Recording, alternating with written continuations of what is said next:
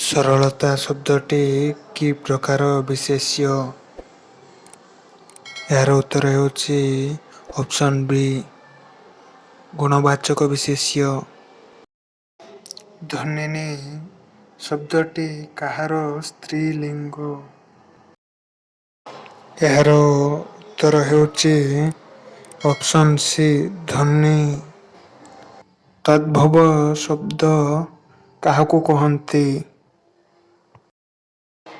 ଏହାର ଉତ୍ତର ହେଉଛି ଅପସନ୍ ଏ ସଂସ୍କୃତରୁ ଜାତ ଶବ୍ଦକୁ ତଦ୍ଭବ ଶବ୍ଦ କୁହାଯାଏ। ଏକ ପଦରେ ପ୍ରକାଶ କର।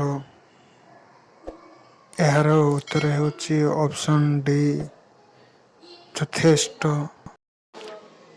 ଚର କି ପ୍ରକାର ଶବ୍ଦ?